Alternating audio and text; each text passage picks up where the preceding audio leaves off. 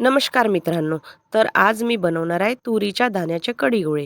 बघा, हे तुरीचे दाणे घेतलेले आहे आपण, धुवून स्वच्छ केलेले आहे. आणि कढईमध्ये तुरीचे दाणे घ्यायचे, हे त्यामध्ये 2-4 हिरव्या मिरच्या घालायच्या आणि भाजून भाजून घ्यायचं, थोडंच भाजून घ्यायचं. आणि बघा, त्यामध्ये थोड्या 2-4 लसूण पाकळ्या आणि जिरं आणि छान हे मिक्सरमध्ये असं बारीक वाटून घ्यायचं. बघा, हे असं बारीक वाटून घ्यायचं. आणि त्यामध्ये थोडी कणिक आणि थोडं बेसन घालायचं. हे बघा, बेसन घालायचं आणि चवीपुरतं मीठ घालायचं आणि छान मिक्स करून घ्यायचं. त्यामुळे हे आणि घातल्यामुळे गोळे हे फुटणार नाही. आणि बघा, हे असं मिक्स करून घ्यायचं. त्याचे गोळे बांधून घ्यायचे. बघा, छान असे गोळे बांधून घेतले आपण. आता दही घ्यायचं, दह्यामध्ये थोडं बेसन घालायचं, त्यामुळे आपली कढी फुटणार नाही. आणि छान मिक्स करून घ्यायचं दही बेसन. आता तेल तापलेलं आहे, तेल 2 चमचे घ्यायचं, त्यामध्ये जिरं, कढीपत्ता घालायचा आणि थोडी कस्तुरी मेथी घालायची.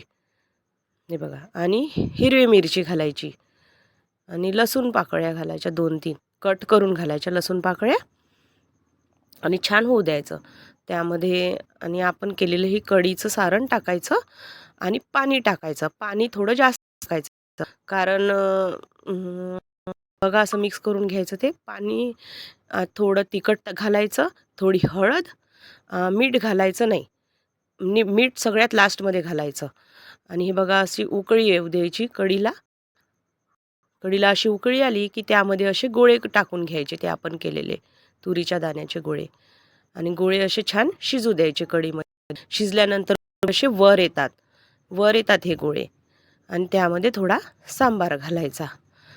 सांबार घातल्यानंतर हे असं मिक्स करून घ्यायचं आणि सगळ्यात लास्टमध्ये मीठ घालायचं, त्यामुळे कढी ही फुटत नाही. कधी पण कढी केल्यानंतर सगळ्यात लास्टमध्येच मीठ घालायचं. कढी ही आणि मिक्स करून घ्यायचं ते मीठ. आणि बघा, आपले कढी गोळे तयार झाले आहे. बघा, ही ग्रँडम्माच डिश आहे. विदर्भातील ही स्पेशल डिश आहे आणि ग्रँडम्माच डिश आहे ही. माझी आजी नेहमी करायची. बघा, मी तुम्हाला तोडून दाखवते.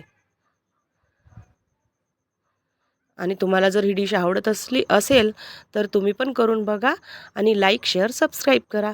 थँक्यू, धन्यवाद.